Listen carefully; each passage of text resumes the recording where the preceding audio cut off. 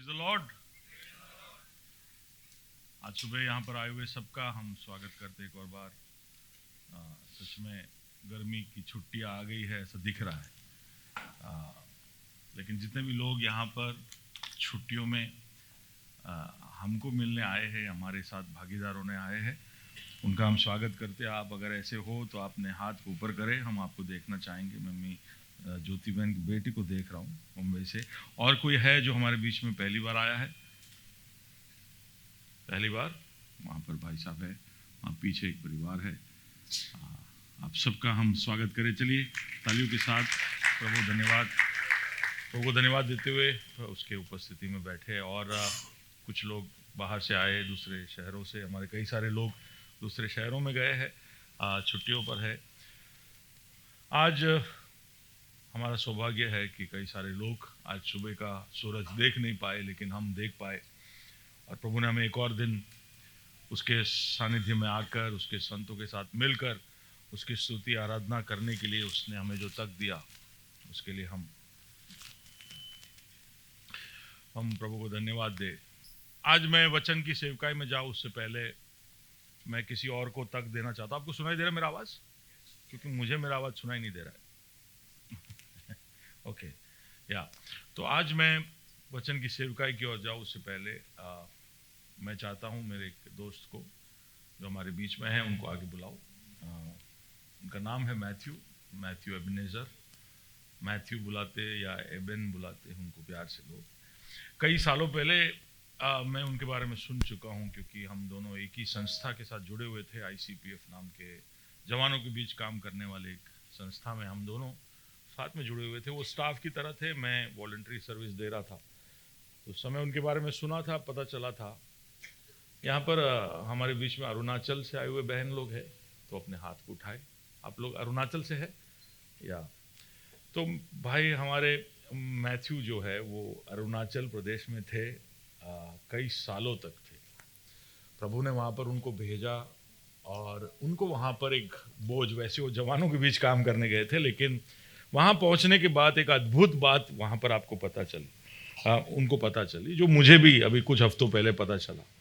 कि हम ऐसा सोचते हैं कि नॉर्थ ईस्ट, कितनों को मालूम है भारत में एक नॉर्थ ईस्ट भी है? हाँ, क्योंकि हम लोग उत्तर भारत और दक्षिण भारत उससे ज़्यादा सोच नहीं पाते, और मोदी जी की वजह से गुजरात को भी हम जानते हैं, हम रहते इधर यहाँ इसलिए। लेकिन एक नॉर्थ ईस्ट के बारे में हमें ज़्यादा कुछ ख्याल नहीं होता। अगर आपको मैं पूछूं कि नॉर्थ ईस्ट के सारे स्टेट्स के नाम बोलो तो आप इक्का दुक्का दो बोल पाओगे, पर वहाँ पे आप जाओगे कि वहाँ की खासियत यह है कि वहाँ पर सारे राज्यों में लगभग अंग्रेजी बोलते, इंग्लिश ज़्यादातर बोलते, उनके लोकल डायलेक्ट है, लेकिन वहाँ पर आप हिंदी ज़्यादा नहीं बोल पाओगे, इंग्लिश ज़्यादा चलता है, सिवाय एक राज्य के जो है अरुणाचल प्रदेश। वो सबसे पूरब में है, लेकिन वहाँ पर हिंदी बोलना पड़ता है। हिंदी वो समझते हैं, लेकिन वहाँ पर उनकी अपनी भाषा है। अंग्रेजी वो समझते नहीं। हिंदी समझते हैं, लेकिन वो उनके हार्ट लैंग्वेज नहीं है, उनका दिल का भाषा नहीं है। तो जब सेवकाई करने भाई वहाँ पर गए तो ये दुविधा को समझ गए। वो पढ़ते बाइबल इंग्लिश में है, बोलते हिंदी में है, और समझते कुछ भी नहीं है। यानी ऐसा नहीं, मेरा कहने का मतलब कि बाइबल को नहीं समझ रहे। तो उनको प्रभु ने एक बहुत बड़ा बोझ दिया और उन्होंने वहाँ पर कार्य किया, और अरुणाचल प्रदेश के 2 भाषाओं में उन्होंने पूरे नयन नियम का ट्रांसलेशन किया। Thank you. हम में से कई लोग अभी तक पूरा नया नियम पढ़े नहीं है। उन्होंने पढ़कर उसको, कौन से 2 भाषा है? निगारू और बिजू, ऐसा भाषा है अरुणाचल में? हाँ ओके, है, हमारी बहनें आपको मिलेगी बाद में। ये 2 भाषाओं में उन्होंने नए नियम का पूरा ट्रांसलेशन किया। वो उसके बाद से उस समय से वो वाइक्लिफ बाइबल ट्रांसलेशन नाम की एक संस्था के साथ जुड़े हुए। वाइक्लिफ नाम मिला है उस ऐतिहासिक पुरुष से जिसका नाम है जॉन वाइक्लिफ। जॉन वाइक्लिफ हमारे इंग्लिश बाइबल का पूरा ट्रांसलेशन पहली बार जब इंग्लिश भाषा में हुआ तो उसके अंदर योगदान देने वालों में से एक थे जॉन वाइक्लिफ। तो उनके मान में कुछ सालों पहले वाइक्लिफ बाइबल ट्रांसलेशन नाम की ये संस्था का स्थापन हुआ और उसके साथ वो जुड़े हुए हैं। मैं उनको अब ज़्यादा समय लिए बिना उनको मैं आगे बुलाऊंगा। मैं समझता हूँ कि सेवकाई के काम के अंदर सबसे कम मान्यता प्राप्त एक सेवकाई है बाइबल ट्रांसलेशन। और मैं भी ऐसे ही सोचता था कि सब लोग मिशन फील्ड में जाते, कोई प्रचारक बन जाते, कोई पास्टर बन जाता है, कोई इधर उधर इवेंजलिस्ट बन जाता है, क्रूसेड बन चलाते, कौन जो बच्चे कुछ बाकी रह जाते हैं, जो है ना, हम सब बनाने के बाद लास्ट में अचार बनाते। तो ऐसा जो बच्चे कुछ रह जाते हैं वो कहाँ जाते हैं, ऐसा मैं सोचता था। बाजू वाले को बोलिए मैं गलत था। आप नहीं, मैं, पास्टर गलत थे। बाइबल ट्रांसलेशन एक बहुत ही चुनौती भरा हुआ एक सेवकाई है। और मैं अभी अभी से, जब से हमारे एयरपोर्ट चर्च में हमने सिंधी बाइबल ट्रांसलेशन का शुरुआत किया, तब से समझ में आया कि ये प्रक्रिया कितना महत्वपूर्ण है और उसमें कितना मेहनत है, कितना ज़रूरी है। और जो प्रभु ने इंसान के साथ किया या यीशु मसीह ने अपने सेवकाई के दरमियान किया कि वो जिसके साथ भी जाता था उनके जैसा हो जाता था, है ना। हम भी ऐसे करने चाहिए। हम किसी को सुसमाचार, तो पौलुस के पत्रों में हम पढ़ेंगे तो वो कहता है कि मैं यहूदियों के लिए यहूदी बन गया, अन्य जाति के लोगों के लिए उनके जैसा बन गया, कैसे भी कर किसी को भी मैं जीत लूं, यही मेरी इच्छा थी। यीशु मसीह ने भी जहां भी वो गया वहां के लोगों को वो उनको पहचान कर उसने उनको सुसमाचार दिया। पिता परमेश्वर ने जब हमारे साथ संबंध बनाना चाहा तो उसने अपने आप को इंसान बनाया, हमारे जैसा बनाया, ताकि हम उसको समझ पाए। तो ऐसा एक सेवकाई है बाइबल ट्रांसलेशन, जहां पर हम जहां भी जाते हैं वहां के हो जाते हैं और फिर उन्हें सुसमाचार सुनाते हैं, है ना। तो ये बहुत ही महत्वपूर्ण है। मैं समझता हूं कि भारत में इसका बहुत ही ज़्यादा महत्व है।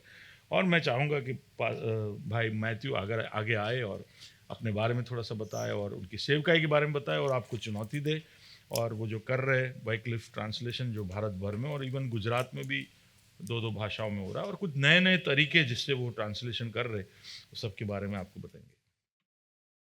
थैंक यू पास्टर, उन बातों के लिए और ख़ास करके आपके जीवन और आपके सेवकाई के लिए। आप जो भी कर रहे हो उसमें प्रभु आपको बरकत दे और बढ़ाए आपके ऑर्गेनाइजेशन को, और आपके जैसे काम करने वाले जितने भी संस्था है सबको प्रभु आशीषित करे। बहुत बड़ा चैलेंज हमारे सामने भी वो रख के जा रहे हैं। आप नहीं जा सकते तो आप ज़रूर प्रार्थना करिए कि दिल के भाषा में हमें, जैसे पास्टर ने लास्ट में कहा कि हमारा सौभाग्य है कि हम हिंदी में सुन रहे, पढ़ रहे, समझ रहे, या अंग्रेजी में सुन रहे, समझ रहे, पढ़ रहे, गाना गा रहे, हम बातों को और गहराई से समझ पा रहे। तो ये सब हमारा सौभाग्य है। लेकिन भाई कई सारे लोग हैं भारत के अंदर जहाँ पर ये नहीं संभव है। इसके लिए हम कम से कम प्रार्थना कर इस बात को प्रभु के सामने रखें। बहुत मुश्किल काम है, लेकिन कई सारे लोग अपना जीवन देकर, कल वो अपने टीम का फ़ोटो बता रहे थे, मैं समझता हूँ कि कई सारे लोग थे जिन्होंने अपने सेवकाई को या अपने नौकरी को छोड़कर या अपने सामने जो विकल्प थे उसको ना कहकर उन्होंने ट्रांसलेशन का ये बड़ा चुनौती अपने ऊपर उठाया है। प्रभु ऐसे सेवकाइयों को और ऐसे सेवकों को आशीषित करता रहे, उनके परिवारों को भी, उनके बच्चों को भी। Yes, thank you pastor Matthew. या आइए हम बाइबल उठाए और वचन सुनने जा रहे हैं। तो हम एक और बार ये ऐलान करें हम क्या विश्वास करते हैं इस वचन के विषय में। तो ये मेरा बाइबल है, ये प्रभु का प्रेरित वचन है, ये जीवित है, ये प्रबल है, ये चोखेदार से काटता है, ये गहराई तक छेदता है, मेरे भावनाओं को परखता है, मेरे विचारों को जांचता है। ये उपदेश के लिए, समझाने के लिए, सुधारने के लिए, शिक्षा के लिए लाभदायक है। ये मेरे वार का हथियार है, मेरे बचाव का रहस्य। ये मेरे पाँव के लिए दीपक है, मेरे राह के लिए उजाला है। इसने दिखाया कि मैं क्या था, याद कराता है कि मैं क्या हूँ, ये बताता है कि मैं क्या बनूंगा। मैं इसकी ताजगी के लिए तत्पर हूँ, मैं इसके छुटकारे के लिए बेताब हूँ, मैं इसे सुनने के लिए तैयार हूँ। हमारा खुदावंद हमेशा हमेशा महिमा पाए, फजल और इत्मीनान हम पाए। आमीन आमीन। राजा का साल, हमारा प्रभु केवल एक उद्धार करता नहीं, केवल एक गुरु नहीं, केवल एक सिखाने वाला अच्छा शिक्षक नहीं, केवल चंगाई देने वाला और छुटकारे देने वाला नहीं, वो सिर्फ हमारा बचाने वाला नहीं, वो एक राजा है। और हम इस साल के दरमियान कोशिश कर रहे हैं कि अगर हम उसको राजा के रूप में देखें तो उससे हम पर क्या फ़र्क पड़ेगा। हम उसको राजा के जैसे निरंतर देखते जाए तो उससे हमारे प्रतिक्रियाओं में, हमारे दिनचर्या में, हमारे निर्णय लेने में, जो हम निर्णय लेते हैं उसमें किस तरह से फ़र्क पड़ना चाहिए, हमारे सोच में, हमारी प्राथमिकताओं में क्या फ़र्क पड़ना चाहिए।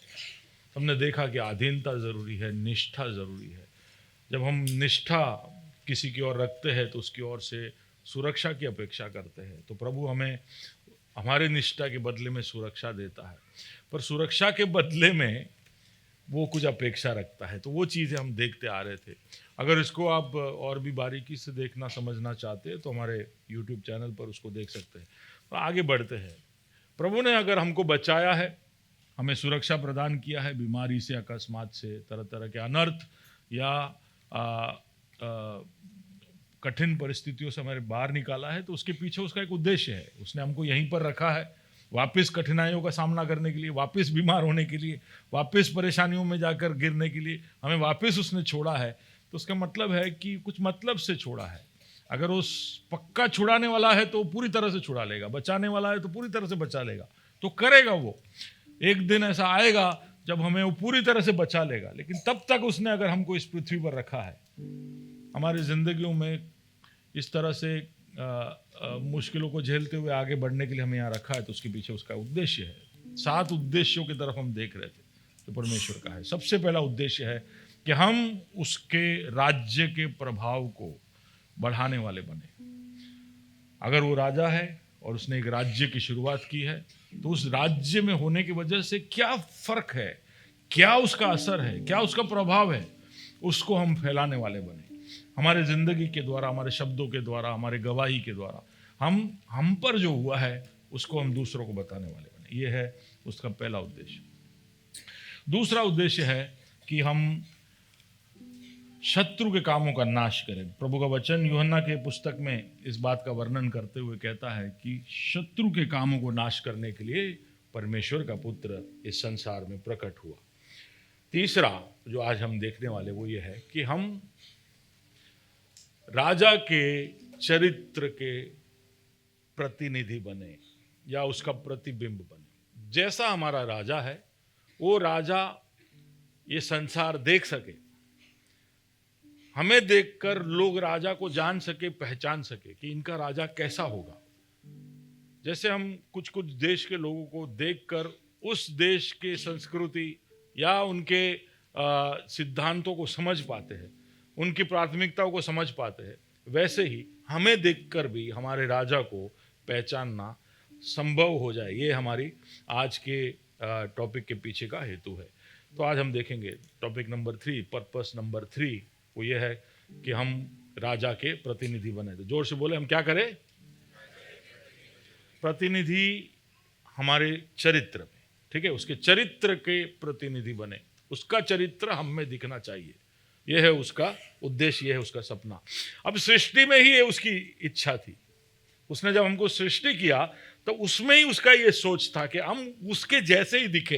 तो उसने जो शब्द का इस्तेमाल किया उत्पत्ति 1 और उसके 26 में, उसने कहा आओ हम क्या बनाए? इंसान को बनाए जो हमारे सदृश और स्वरूप में है या समानता में है या हमारे जैसा ही है। तो हमारे उत्पत्ति के अंदर ही प्रभु की ये इच्छा रखी हुई है। उसने ये सोचकर ही हमारा उत्पत्ति किया, हमको बनाया कि हमको देखकर ऐसा लगना चाहिए कि ये तो परमेश्वर के जैसे दिखते हैं, ये तो परमेश्वर जैसे है, हाँ परमेश्वर जैसी इनकी समानता है। तो दैट वाज हिज डिजायर कि हम उसको प्रतिबिंबित करें, हमारे जीवन से उसका प्रतिरूप दिखे, that we reflect him and we represent him. और हमारे स्वभाव में भी वो दिखे, यही नहीं कि हमारे आकार में, हम आकार में उसके जैसे बिल्कुल नहीं है। उसका मतलब है कि वो अंदरूनी भागों में समानता चाहता है, ठीक है। परमेश्वर हमारे जैसे ऐसे पांच, एक पंजे वाला, दो पाँव वाला सब नहीं है। वो हमारे जैसा होगा, जो इंसान बना तो वो हमारे जैसा हुआ। तो परमेश्वर एक आत्मा है, पर उसके स्वभाव में हम बिल्कुल उसके जैसे है, ऐसे हम देख सकते हैं। तो इसलिए हमारे अंदरूनी भागों में, हमारे चरित्र में हम परमेश्वर के सदृश बने और उसके प्रतिबिंब बने, वो उसकी सृष्टि में ही हमसे इच्छा थी। दूसरी बात कि उसकी इच्छा के अंदर एक और बात शामिल था कि वो हमारे साथ सारे सृष्टि पर अधिकार रखेंगे, है ना। वही है ना वर्स 26 का, जो पढ़िए जरा, जेनेसिस 1 वर्स 26, कि हम हमारे समानता में बनाए और वे समुद्र की मछलियां और आकाश के पक्षियों और घरेलू पशुओं और सारी पृथ्वी पर और सब रेंगने वाले जंतुओं पर जो पृथ्वी पर रेंगते हैं अधिकार रखे। वो अधिकार रखे, उन पर सत्ता करे, उन पर राज करे, है ना। तो वी आर को रूलर्स। प्रभु चाहता है कि हम उसके साथ मिलकर सारे संसार के ऊपर या सारे सृष्टि के ऊपर राज करें।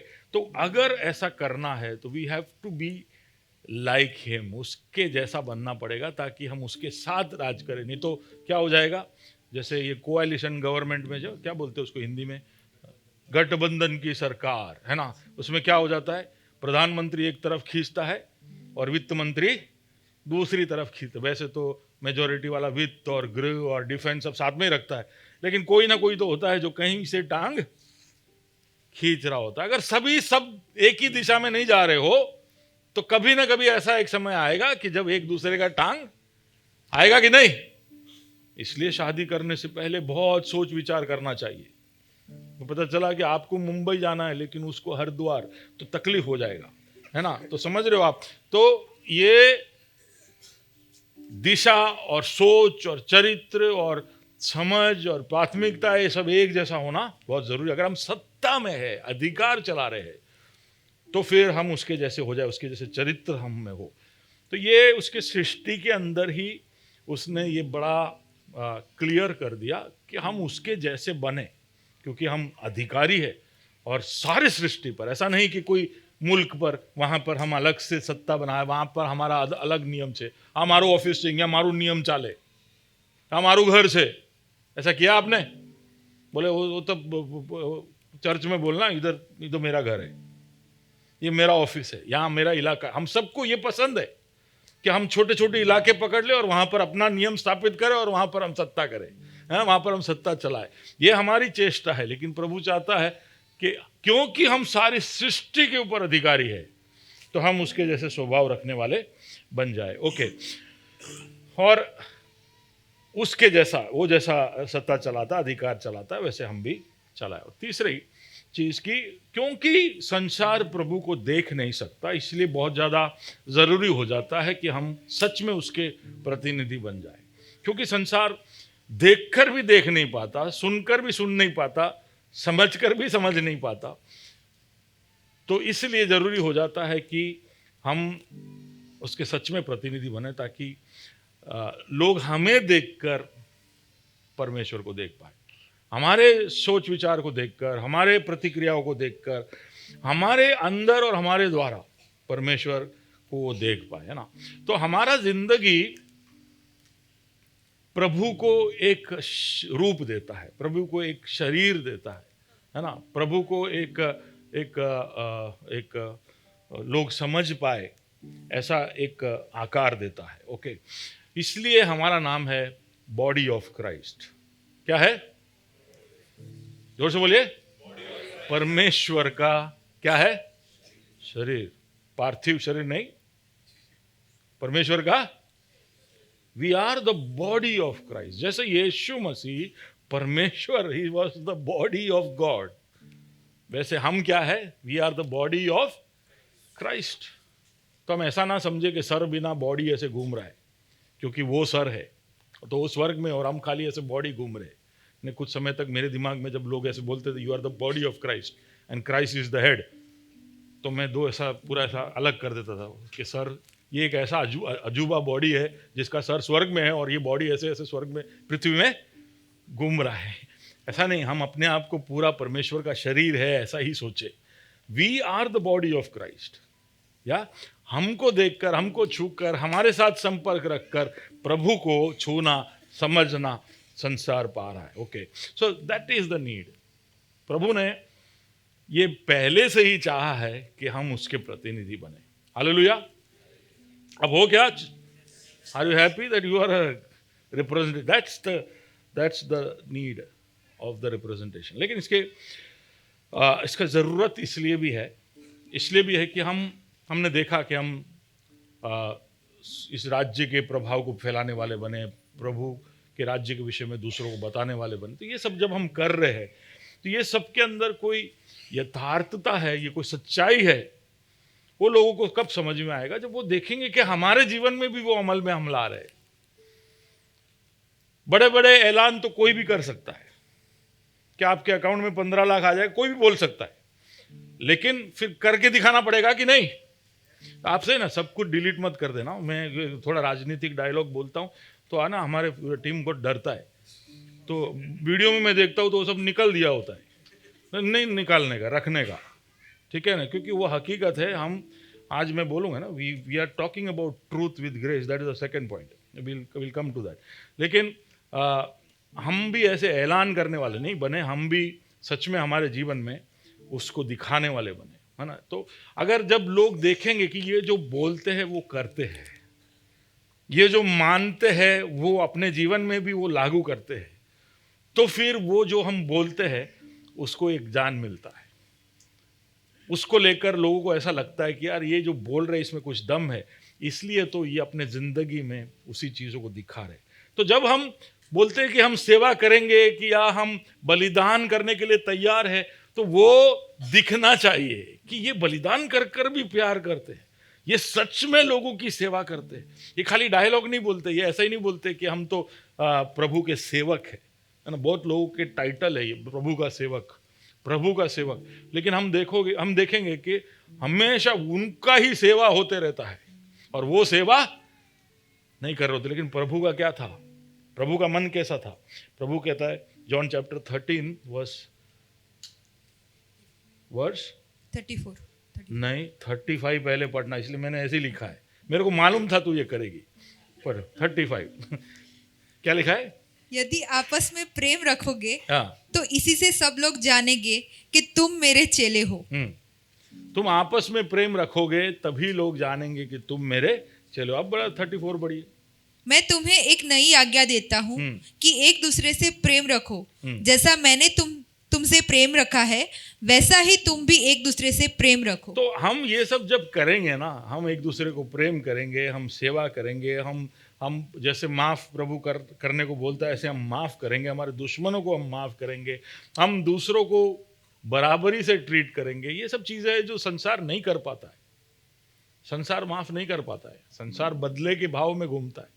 मेरे को पिछले हफ्ते भी कोई बता रहा था कि ऑक्सफोर्ड का 2025 का वर्ड है रेज बेट, है ना। उसका मतलब है कि लोगों को गुस्सा कराना, जानबूझ के सामने से जाके ऐसे जाके खुजली करके आ जाना। बोले ये वर्ड ऑफ द ईयर है। तो आप समझे लोगों का झुका भी इस तरफ है ना, पूरा ट्रोलिंग वाला कल्चर। जाओ और दूसरों को उकसाओ, दूसरों को क्रोधित करो। तो ऐसे एक कल्चर में, ऐसे एक समय में हम रहते हैं। तो इट इज़ इम्पॉर्टेंट कि हम सच में माफ़ी इस संसार को दिखाए, हम लोगों को बराबर से ट्रीट करें, है ना। कि भाई नौकर है तो वो नीचे बैठेगा, वो हमारे बराबरी पे नहीं बैठेगा। ये सब शायद हमको दिखाना पड़ेगा, है ना।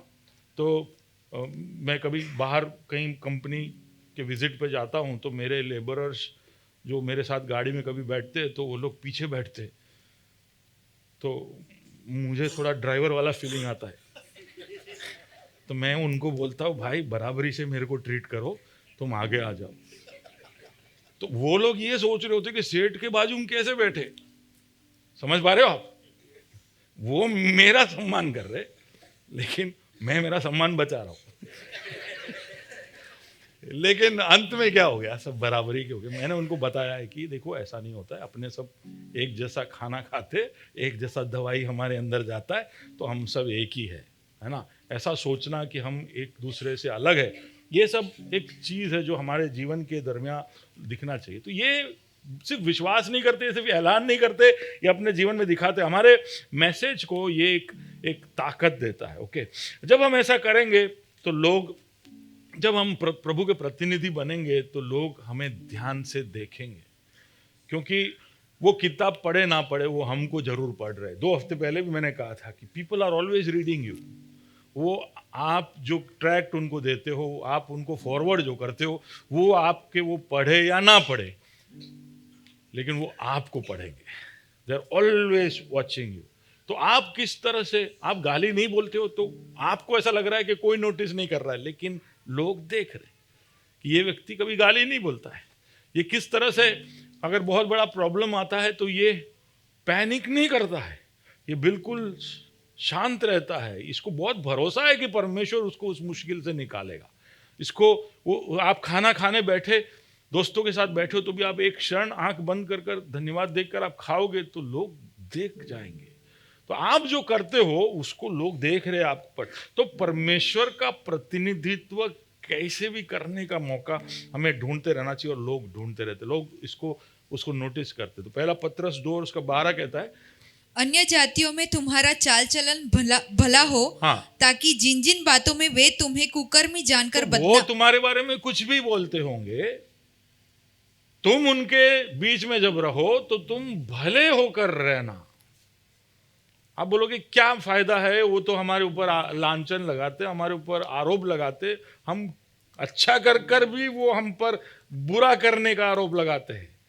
लेकिन प्रभु का वचन कहता है कि फिर भी वो तुम पर किस तरह की भी नजर या आरोप लगाए, आप भले होकर ही उनके बीच में रहना, और वे तुम्हारे भले कामों को देखकर, हाँ, उन्हीं के कारण कृपा दृष्टि के दिन परमेश्वर की महिमा करें। एक दिन आएगा जब वो आप जो करते जा रहे हो उससे आपको अपेक्षा है कि आपको महिमा मिले, लेकिन प्रभु कह रहा है कि तुम वो सब चिंता मत करो, तुम करते जाओ, उससे मुझे महिमा, और प्रभु को महिमा मिले वही सही है, क्योंकि हम महिमा के योग्य नहीं, वही है महिमा के योग्य, उसने हमें बनाया, और सही जगह पर जो चीज़ जाना चाहिए जाए।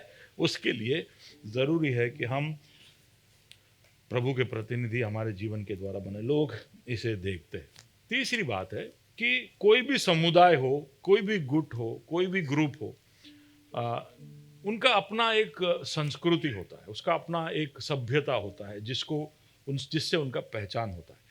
तो वैसे देखने जाए तो लोग भाषा या उनके पहनावे, उनका खाना, उनका बिल्डिंग आर्किटेक्चर, ये सब उनका संस्कृति है। हम मसीह लोग जो दुनिया का सबसे बड़ा गुट है, सबसे बड़ा समुदाय है, हमारा क्या कल्चर है? हम अलग अलग स्थानों में अलग अलग तरह से हमारा कल्चर दिखाते हैं। हमारा कॉमन कल्चर क्या है? हमारा कॉमन कल्चर है जो परमेश्वर का चरित्र हम हमारे जीवन के द्वारा दिखाते हैं। That is our culture. ठीक है ना? कोई आपसे पूछे कि तुम्हारा मां शू था, तो आपको बोलने का कि हमारा मां हमें प्रभु ना जेम जीविए। हालेलुया। प्रभु जैसा जीता था, प्रभु जैसे प्रेम करता था, प्रभु जैसे बातें करता था, प्रभु जैसे चीजों को देखता था, प्रभु जैसे प्राथमिकताओं को रखता था, प्रभु के जैसा दिनचर्या था, हम उस तरफ जा रहे हैं। वो हमारा कल्चर है, वो हमारा कल्चर है। हमें हमारा और कोई दूसरा कल्चर नहीं है। That is our culture. So इसलिए जरूरी है कि हम प्रभु के राज्य के कल्चर को और प्रभु के कल्चर को, उसके कैरेक्टर को हम हमारे जीवन के द्वारा दर्शाते रहे। और जो आत्मा के फल है ना, वो कल्चर ही है। That is we showing the kingdom culture, है ना। पर इसके लिए जरूरी क्या है मैं बताता हूँ, जो कई बार लोग मिस कर जाते। कई बार कल्चर के लिए हमको हमारे दिल में परिवर्तन लाने की जरूरत नहीं होती है। संस्कृति के चीजों को करने के लिए, पहनावा, वहाँ का खाना, वहाँ का भाषा, वहाँ के रीति रिवाज को दिखाने के लिए हम उन चीजों को सिर्फ मन में लाए तो भी बहुत है।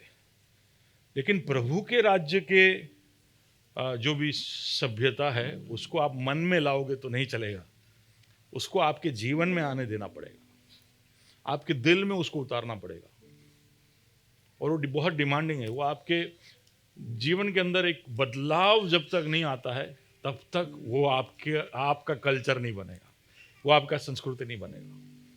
आप देख देख के कि पास्टर क्या कर रहा है, या ये लीडर क्या कर रहे हैं, या आपका लाइफस्टाइल लीडर क्या कर रहा है, या कोई भी हो। आज इंटरनेट का समय है, हम किसी को भी बहुत बारीकी से पढ़ सकते, परख सकते।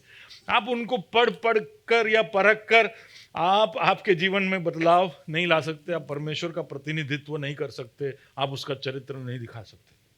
उसके लिए ज़रूरी है कि आप परमेश्वर के पास जाएं, परमेश्वर से कहे कि प्रभु तू मुझे अंदर से बदल, ताकि तेरा स्वभाव मेरे अंदर से दिखे। प्रभु के अनुग्रह के बगैर या अनुभव के अलावा या उसके स्पर्श के अलावा हम उसके चरित्र को हमारे जीवन के द्वारा नहीं दिखा सकते। सुन रहे हो?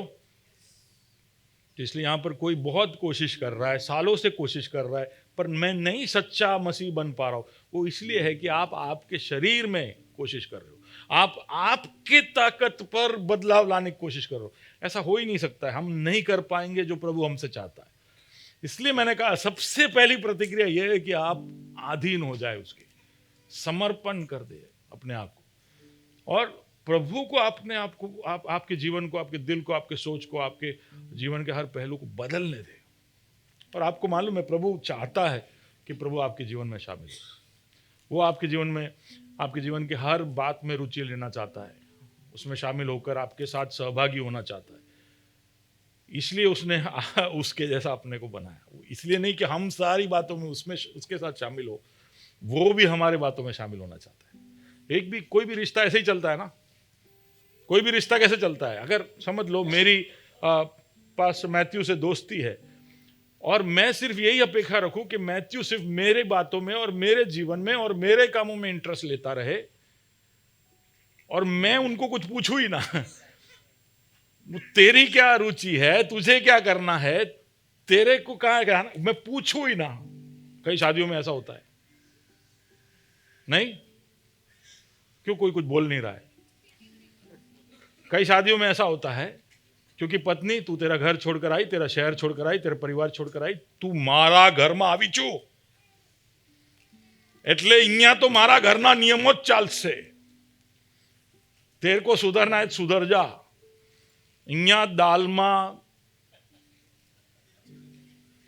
क्या बोलते हैं? शक्कर नहीं यार, गुड़ डालते। हमारा घर ना दाल में आउट थसे है ना। तो हम लोगों को बदलने में उस्ताद है, खुद उनके विषयों में शामिल होने में इतने उस्ताद नहीं है, इतना रुचि नहीं हमको। तो रिश्ता ऐसा होता है जहां पर दोनों को शामिल किया जाता है, दोनों को समझा जाता है। और हमारा परमेश्वर अलग नहीं है। ऐसा नहीं है कि आप सिर्फ परमेश्वर में रुचि लेते रहो और परमेश्वर को हम में रुचि नहीं है, ऐसा है ही नहीं। तो हालांकि वो पूरे संसार को और पूरे कलीसिया को देखता है, वो आपको भी देख रहा है ना, हमको भी व्यक्तिगत रूप से देख रहा है। इसलिए तो मुझे आपके विषय में पता नहीं तो भी आपके विषयों का हल कौन दे रहा है? प्रभु दे रहा है कि नहीं दे रहा है? आपने मुझे बताया था क्या? आपने किसी और को शायद बताया भी नहीं होगा, किसी और के साथ वो चीज बांटा भी नहीं होगा, लेकिन फिर भी प्रभु आपके लिए वो कर दे रहा है। वही सबसे बड़ा प्रूफ है कि वो आपके लिए चिंता करता है और वो चाहता है कि आपके साथ वो सहभागी हो। ओके, तो ट्रांसफॉर्मेशन इज द की। आपके जीवन में बदलाव होना जरूरी है। आप वो चिट्ठी हो, आप वो परमेश्वर की चिट्ठी हो जिसको लोग पढ़ते, और आप परमेश्वर जैसा मन रखने वाले बने। फिलिपियंस 2:5 जब हम पढ़ते हैं, जैसा मसीह यीशु का स्वभाव था, हाँ, वैसा ही तुम्हारा भी स्वभाव हो। हाँ, ताकि स्वर्ग की सभ्यता या स्वर्ग की संस्कृति को लोग देखें और पहचान पाए। ओके, परमेश्वर के प्रतिनिधि हम जब होंगे या उसका स्वभाव या चरित्र हम जब दिखाएंगे तो हमारे लिए एक और चीज फायदेमंद हो जाता है। वो ये है कि परमेश्वर ने उसके प्रतिनिधित्व या उसके स्वभाव के साथ उसका सामर्थ और अधिकार भी जोड़ कर रखा है। तो हम जैसे ही उसके जैसे होते जाएंगे, उसका सामर्थ और उसका अधिकार भी साथ में हमारे द्वारा प्रकट होते जाएगा। तो उसका सामर्थ, उसका अधिकार अगर हमारे जीवन में हम देखना चाहते हैं, हम जब देखना चाहते हैं कि हम किसी के लिए प्रार्थना करें तो उसके जीवन में उसका फर्क पड़े, हम अधिकार के साथ कुछ बोले तो वो चीज हो, उनके जीवन में उसका फायदा हो, तो तभी हो सकता है जब हम सच में प्रभु जैसा स्वभाव दिखाएंगे। कई बार स्वभाव को बदले बगैर हम चरित्र को बदलना हम चीज़ों को या परिस्थितियों को बदलना चाहते हैं, हम चरित्र को बदले बगैर। तो ये तो संसार भी करता है। संसार में भी ताकत या सामर्थ्य की कमी नहीं है। शैतान के पास भी ताकत और सामर्थ्य है, लेकिन उसके पास क्या नहीं है? क्या नहीं है? अरे आप जवाब दीजिए। मैं बोलते जा रहा हूं और आप लोग बस ऐसे ही ब्लैंक होकर सुनते जा रहे हो। शैतान के पास सामर्थ्य है, पर उसके पास क्या नहीं है? उसके पास एक चरित्र नहीं है अच्छा। वो चाहकर भी एक अच्छा चरित्र अपने जीवन के द्वारा या अपनी चीजों के द्वारा नहीं कर सकता है। वो कैरेक्टर नहीं दिखा सकता, उसके पास सामर्थ्य है। पर सामर्थ्य और चरित्र दोनों साथ में लेकर चलना वो एक मुश्किल बात है। देखिए, इंग्लिश में कहावत है, आपने सुना भी है कि पावर सुना है? पावर करप्ट सुना है? हाँ, नहीं, पावर करप्ट सुना है? सुना है? मेरा आवाज सुनाई दे रहा है? ओके। तो क्या उसका मतलब, पावर करप्ट का क्या मतलब है? कि किसी के हाथ में थोड़ा सा ताकत दे दो और फिर देखो उसका दिमाग कैसे घूम जाता है। आपने देखा है कभी किसी को, कोई बॉस बन गया तो बदली क्यों? तो हाँ, कोई बॉस ऐसा हुआ है? कोई आपका दोस्त आपका बॉस बन गया हो, या कोई बहुत पैसे वाला बन गया हो और फिर वो अभी आपको बुलाता ही नहीं है? ऐसा हुआ है? नहीं, कोई आपके साथ ऐसा कुछ होता ही नहीं है। आपका लाइफ क्या होता है आपके लाइफ में? बताइए ना क्या होता है। कि याद नहीं आ रहा है अभी आपको? हाँ, हुआ है तो बोलिए ना, तो मुझे सुनाई नहीं दे रहा है। मेरे एक तो इतने दूर आपसे खड़ा हूं, तो ऐसा कुछ हुआ है जहां पर लोग अभी आपको नहीं जानते, पहले जैसा नहीं दिखाते आपके साथ? इसलिए कि जैसे ही आपके पास वो सामर्थ्य आ जाती है कि आप कुछ कर सकते हो, आप कुछ बदल सकते हो, तो फिर आप में अक्कड़ आ जाता है। जब लोगों के पास सिर्फ साइकिल होता है ना, तो सब मीटिंग में जाते, फिर उनके पास 2 व्हीलर आ जाता है, तो फिर हफ्ते में 2 मीटिंग में जाते, फिर उनके पास 4 व्हीलर आता है, फिर वो संडे को भी मुश्किल से आते। क्या हो जाता है? क्या हो जाता है? इसलिए पता है, प्रभु ने पहाड़ पे खड़ा हुआ सबसे पहला शब्द क्या बोला? धन्य है जो मन के दीन है। मैं समझता हूं कि मन का निकाल दो, धन्य है वो जो दीन है। धन्य यानी blessed are the poor, blessed are the poor, क्योंकि वो हमेशा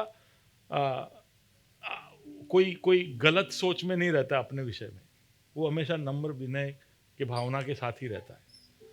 जैसे ही पावर आ जाता है हमारे अंदर, वो भ्रष्टाचार आ जाता है, पावर करप्ट। तो चरित्र में बदलाव आना जरूरी है, नहीं तो जैसे ही थोड़ा सामर्थ्य आएगा, लोगों का जो हेतु है वो बदल जाएगा। लोग अपने अपने फायदे के लिए चीजें करना शुरू करेंगे, और वो ना हो, उसका सबसे बड़ा उदाहरण यीशु मसीह खुद है, जिसने चरित्र और सामर्थ्य दोनों को साथ में बड़े तालमेल के साथ, बड़े बैलेंस के साथ उसने दोनों को हैंडल किया। वो हमारा आदर्श है ना, तो पावर विथ कैरेक्टर। और जब वैसा करते हैं तो आत्मिक जगत में भी उस बात का आभास होता है। और इसलिए यीशु कहीं भी प्रवेश करता था, यीशु कहीं भी पहुंचता था, तो दुष्ट आत्माएं वैसे ही भाग जाती थी। सामर्थ्य आया इसलिए नहीं, सामर्थ्य और चरित्र दोनों साथ में पहुंचा है। एक पवित्र है जो कोई वहां पर पहुंचा है, इसके लिए उसको ऐसा बोलते कि समय से पहले हमें हमेशा के लिए दंडित करने के लिए तू क्यों पहुंचा है। तो प्रभु के चरित्र को वो पहचानते थे, उसके सामर्थ्य को तो बाद में देखते थे। उन्हें मालूम था कि जहां प्रभु का चरित्र है वहां पर प्रभु का सामर्थ्य अपने आप ही आएगा, उसके चरित्र के साथ जुड़ा हुआ है। ठीक है, तो ये हमारा फायदा है। अगर हम उसके चरित्र को नहीं दिखाएंगे तो उससे हम प्रभु के राज्य को हानि पहुंचाते हैं। We damage the reputation of the Lord Jesus. और इसलिए गांधी जी ने, जिन्होंने बहुत ज़्यादा बाइबल पढ़ा, अध्ययन किया, उसका बाइबल स्टडी वो लीड करते थे, लेकिन आखिर में वो क्या कह गए कि I like your Christ but I do not like your Christians. मुझे तुम्हारा मसीह पसंद है, लेकिन तुम्हारे मसीह लोग हैं ना, वो नहीं पसंद है। उसकी वजह से क्या हो गया, अभी चेन्नई में कोई इलेक्शन जीता तमिलनाडु में, तो सारे मसीह लोग जागरूक हो गए। आपको पता है, मेरे को तो वो सीएम बना तब तक पता नहीं था कि वो मसीह है। मैं सोचता था खाली विजय नाम के 2 ही लोग हैं जो मसीह है, वो हमारे कलीसिया में आते। वो मुझे नहीं मालूम था कि तमिलनाडु में जो विजय है वो शायद क्रिश्चियन है करके।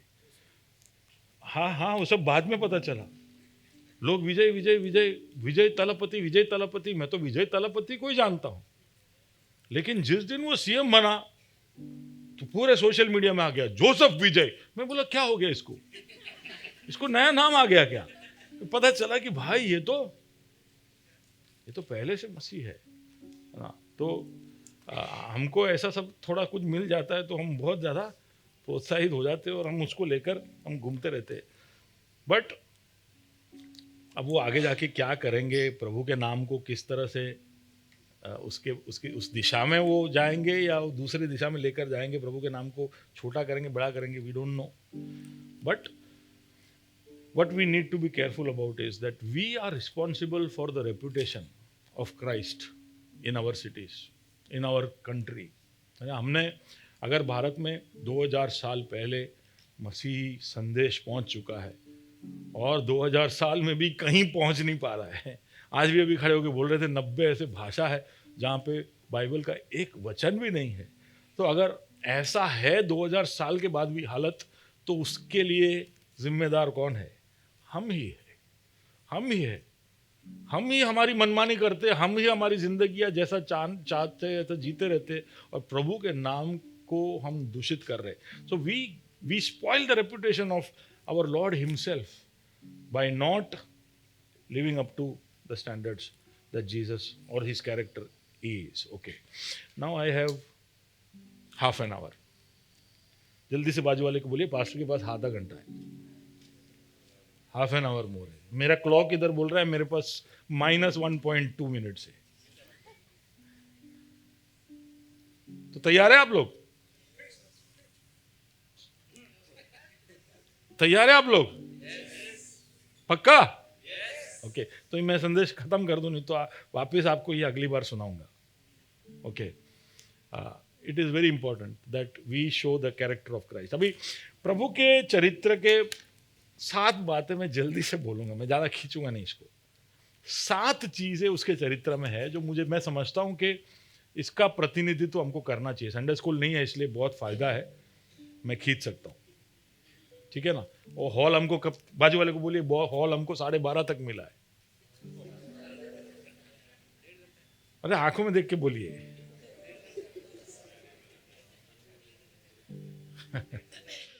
उसके चरित्र या उसके स्वभाव में 7 बातें हैं जो मैं आपको बताना चाहता हूं कि जिसको हमको हमारे जीवन के द्वारा दिखाना ही चाहिए। ये 7 बातों में हमें सक्रिय होना पड़ेगा, हमें शामिल होना पड़ेगा, हमें इंटेंशनल होकर ये बातें हमारे जीवन के द्वारा हमको दिखानी जरूरी है। अगर आप मसीह हो तो ये चीज़ें आपके जीवन में होनी चाहिए। सबसे पहला है सहानुभूति या अनुकंपा, कंपैशन। ये हमारा पहला पहचान है, हमारे प्रभु का भी पहला पहचान था। पहला क्या है? कंपैशन। दूसरा क्या है? सच्चाई का साथ देना पड़ेगा। सच्चाई जहां जरूरत है वहां पर बोलना पड़ेगा। हम सच्चाई के प्रतिनिधि है, जहां सत्य है। तो इसमें ना ये बहुत डेंजरस है। सत्य सबसे ज्यादा कड़वा, साचू शू है, कड़वा होता है। सच बहुत कड़वा होता है और इसलिए कई बार हम सच के साथ कॉम्प्रोमाइज करते हैं, लेकिन सत्य बोलना जरूरी है। तो सहानुभूति, सत्य। तीसरा है माफी। ये हमारे जीवन के दरमियान दिखते रहना चाहिए हमेशा। कभी भी बदले का, बैर का, या कड़वाहट का भाव लेकर घूमने वाले हम नहीं बन सकते हैं।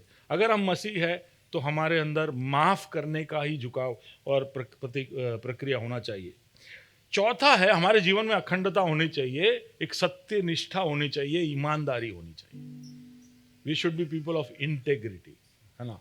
और हमेशा दिखना चाहिए कि जो ये अंदर है वो ये बाहर है, जो ये रहस्य में है ये वही वो पब्लिक में भी है। इसके अंदर दोगलापन नहीं है। तो this is a very challenging area, but that is one of the characteristics of God कि प्रभु ईमानदार है, विश्वास योग्य है ना।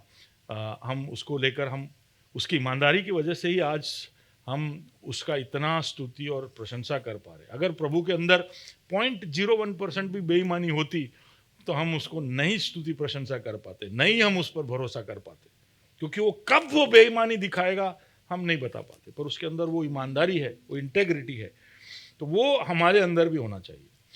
पांचवी बात जो प्रभु के चरित्र के साथ जुड़ी हुई, जो हमें दिखना चाहिए, वो है यूनिटी। हमारे अंदर भेदभाव का बहुत ही ज़्यादा, और ये समय भी ऐसा है कि कुछ नहीं तो हम तू आरसीबी छू, हूँ सीएसके छू, तो ऐसा भी एक भिन्नता हमारे अंदर होता है कि भाई क्लब को लेकर भी, है ना, भाई तू आरसीबी वाला दूर बैस के। अब मेरे को ऐसा सच में आरसीबी के लिए बहुत गुस्सा आता था। तो मैं प्रार्थना कर रहा हूँ कि प्रभु ऐसे आरसीबी वालों पर मेरे को गुस्सा ना आए, है ना। तो अभी मैं कोशिश कर रहा हूँ कि आरसीबी के मैच देखूँ, आरसीबी वालों से प्यार करूँ। ओके। वैसा एक फीलिंग है कि दुनिया भर के सारे मसीही लोग किसके सपोर्टर्स है? ना सीएसके के। ओके। ओके। ओके। ऐसा कुछ नहीं है। बाजू वाले को बोलिए, हमको एकता दिखाना है। क्या दिखाना है? Unity. Nothing will divide us, nothing will divide us. No IPL, no Premier League, है ना, प्रीमियर लीग ना, कि भाई अबे तू चेल्सी ना, मैं मैन यूनाइटेड, हाँ, ऐसे भी है इधर। ऐसा सब चीजें हमको विभाजित नहीं करेगा। Okay, unity in everything. And then hope. Hope, कितना भी दुख हो हमेशा आशावादी होना, निराश नहीं होना, हताश नहीं होना। मसीह है, मसीह का चेला है, मसीह के पीछे आने वाला है, उसके मुख से निराशा का शब्द कैसे हो सकता है? जो जीत चुका है और जिसने हमें जयवंत से बढ़कर बनाया है, तो जयवंत व्यक्ति के मुख से निराशा के शब्द कैसे निकल सकते हैं, है ना। तो हमारे चरित्र में, स्वभाव में, हमारे बोली में, हमारे एटीट्यूड में, रवैये में हमेशा क्या दिखना चाहिए? आशा। क्या दिखना चाहिए रिचर्ड? आशा दिखना चाहिए। Okay, so this is the 6th thing. And the 7th thing is कि हमारे अंदर सेवा भाव, है ना, एक सेवक होने का एक स्वभाव, सेवा भाव, हमेशा तैयार झुक कर सेवा करने के लिए, ऐसा एक स्वभाव होना चाहिए। अब ये ना आप लिख लीजिए, आपके मोबाइल में कहीं पे लिख लीजिए, या फोटो ले लीजिए, दीवार पे रख दीजिए।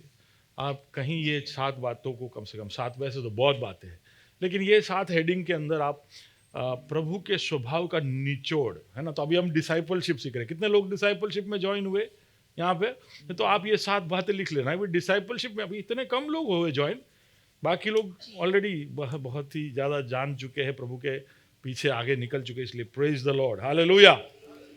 लेकिन जितने लोग कर रहे हैं ये कोर्स को, वो ये 7 बातों को कहीं लिख दीजिए कि मेरे डिसाइपलशिप कोर्स के अंदर ये 7 बातें मेरे जीवन के अंदर बदलता हुआ मुझे दिखना चाहिए। तो let's look at one of them और few of them as time permits. पहला, कि हमारे अंदर जो कमजोर है उसकी तरफ सहानुभूति होनी चाहिए, कंपैशन टुवर्ड्स द वीक।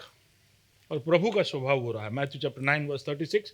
तो बहुत सारे वचन है, जल्दी से पढ़ते जाएंगे, whatever we can read. या जब उसने भीड़ को देखा तो उसको लोगों पर तरस आया, क्योंकि वे उन भेड़ों के समान जिसका कोई रखवाला ना हो, व्याकुल और भटके हुए से थे।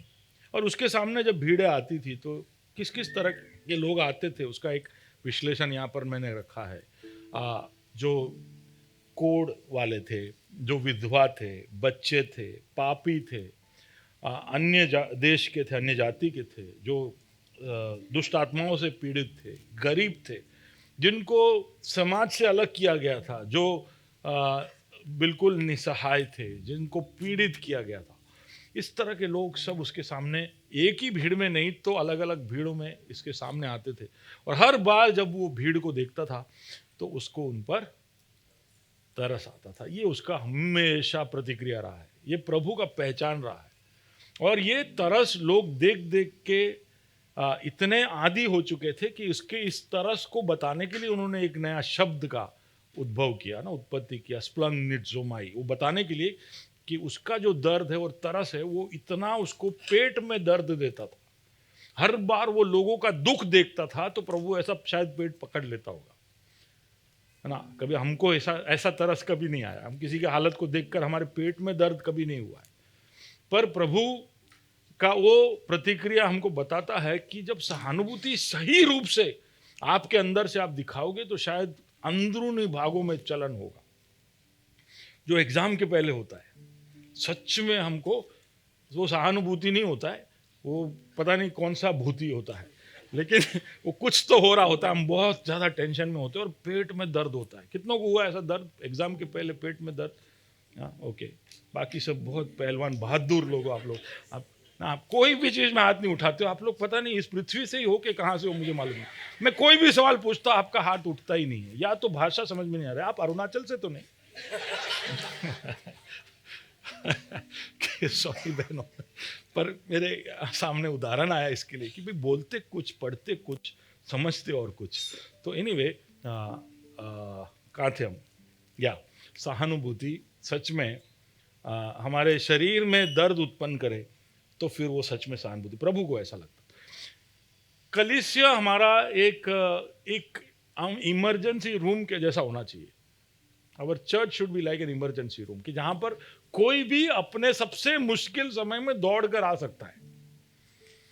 तो कई बार आपको ऐसा लगेगा कि चर्च में बधाना लाइफ में प्रॉब्लम है, तो भाई सारू है, बधा अहिया सारी जगह आया है। हालेलुया। प्रॉब्लम वाले लोग इधर आने चाहिए। क्यों? क्योंकि इधर सब बातों का हल है, जवाब है वो, क्योंकि हम में नहीं है, कलीसिया में नहीं है, लेकिन कलीसिया का जो प्रभु है उनका ध्यान हमेशा ऐसे लोगों की तरफ रहा है जो टूटे मन वाले हैं, जो बिल्कुल लाचार है। तो उनके लिए उसको तरस होता था और वो उनके तरफ कुछ ना कुछ हाथ बढ़ाता था। तो कलीसिया में सहानुभूति बहुत है, लेकिन सब सोशल मीडिया पे है। सब पिक्चर डाल डाल के दिखाते कि मारे बहु कंपैशन है,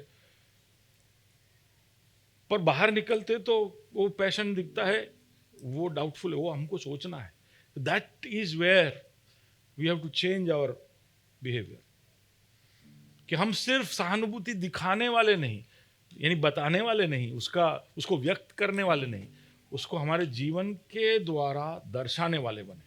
वो सहानुभूति को कोई ना कोई रूप दे, है ना। हम लोगों के जो थके हुए हैं, जो अकेले हैं, हमारे बीच में है लोग, ऐसे लोग हमारे बीच में शायद एग्जैक्टली वो हेडिंग में आने वाले लोग नहीं होंगे, लेकिन अकेले लोग हैं हमारे बीच में मन में थके हुए हैं, दिल से थके हुए हैं, जिंदगी से थके हुए हैं, बीमारी से थके हुए लोग हैं, एग्जॉस्टेड लोग।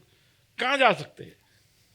कहाँ जाएंगे? अभी बाहर जाएंगे तो कोई काउंसलर के पास जाएगा तो 2000 रुपये का चिट्ठी फाड़ेगा घंटे का। पर मन में अगर तुमको ताजगी पानी है तो कलीसिया एक ऐसा जगह है जहां पर फ्रीली दे रिसीव्ड, फ्रीली दे। सुन रहे हो? अगर आपको मुफ्त में प्रभु से मिला है तो मुफ्त में उसको बांटना भी चाहिए। आपको शांति प्रभु से मिली, आपको आनंद प्रभु से मिला, आपको सुकून मिला, आपको चंगाई मिली, तो आप उसको आप तक सीमित ना रखें, आप उसको फैलाए, आप उसको बताए, दूसरों को बताए। Bring people here so that they are not lonely, है ना। वो थकित हालत में ना रहे। ऐसे परिवार है जो बहुत स्ट्रेस में है, बच्चों की वजह से हो सकता है, पति पत्नी के बीच के रिश्तों की वजह से हो सकता है। टूटे हुए लोग हैं हमारे बीच में, जिनके पास इस गर्मी में, खास कर इस गर्मी के समय में, इस क्लाइमेट को पार करने के लिए शायद उनके पास सामर्थ्य ना हो, उस तरह से टूटे हुए गरीब लोग हैं। James chapter 1 verse 27। हमारे परमेश्वर और पिता के निकट शुद्ध और निर्मल भक्ति यह है। हाँ, शुद्ध और निर्मल भक्ति क्या है कि हम अनाथों जी मेजर में मिलकर एक साथ एक ही ताल और एक ही सुर में गाना। नहीं, ऐसा नहीं लिखा है। क्या लिखा है?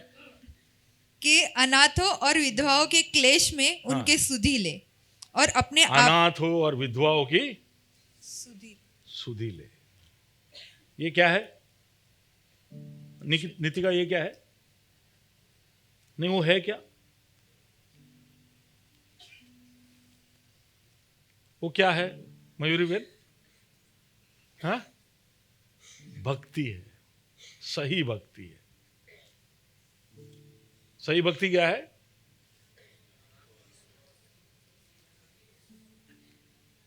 बोलिए आप।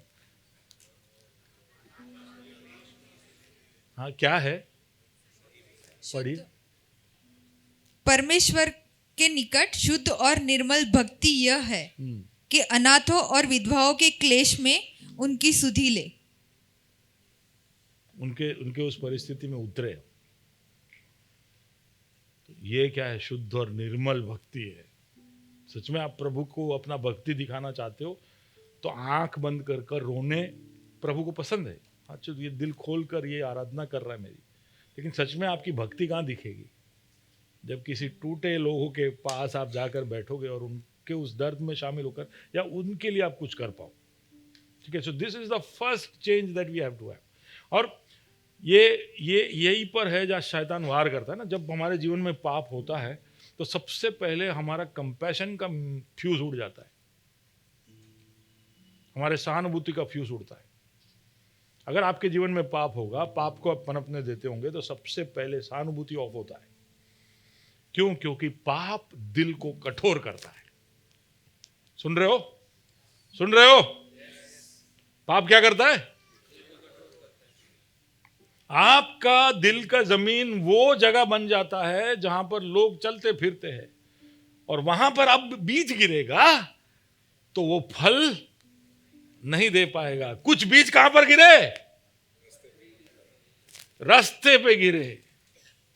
और हम में से कई लोगों का दिल रास्ता हो चुका है, क्योंकि ये दिल पे कोई भी भागता है, किसी को भी एंट्री है। आपके दिल और मन में किसी को भी एंट्री है।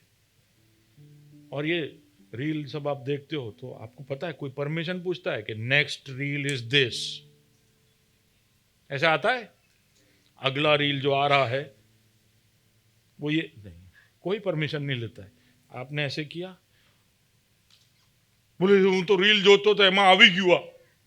ऐसा हुआ आपके साथ कभी कि आप जो नहीं सुनना चाहते थे, नहीं देखना चाहते थे, आपके सामने आ गया?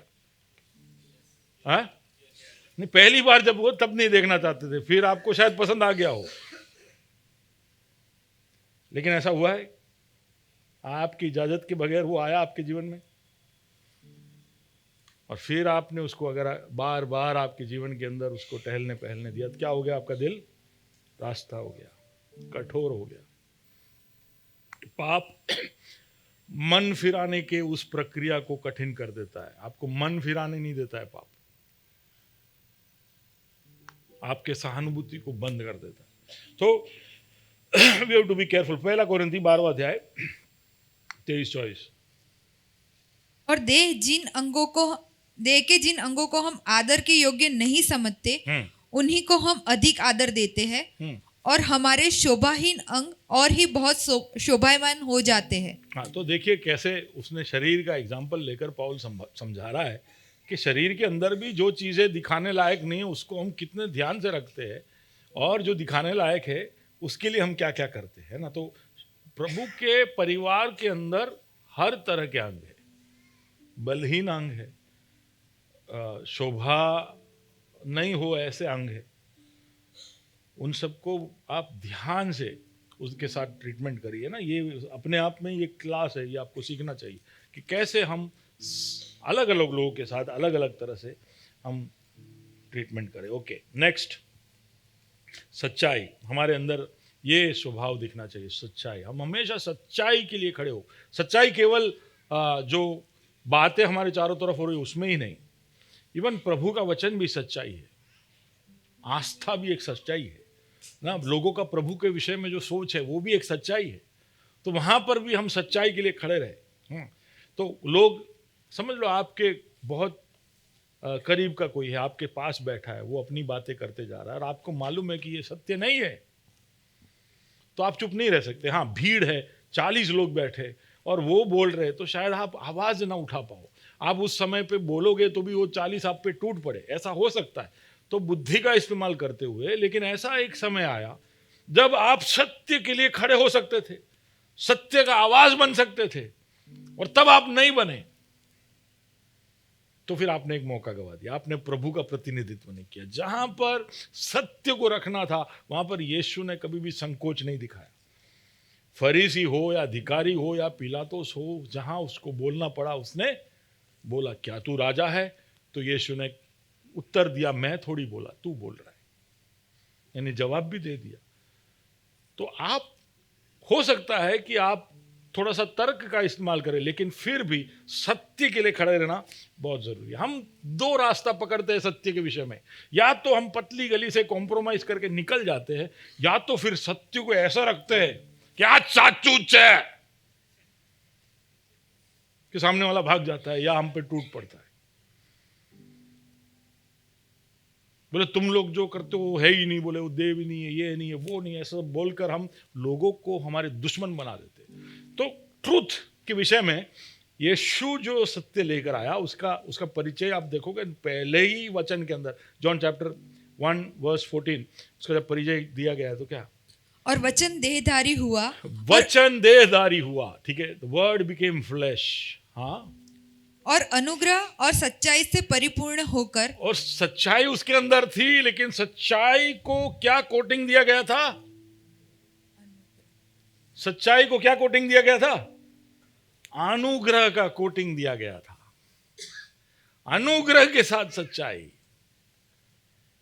तो ये हमको सीखना पड़ेगा, इसलिए हमने चर्च का नाम ही ग्रेस रखा है। यहां हो तो आप ग्रेस सीखो, ठीक है। You should learn grace, how to show grace.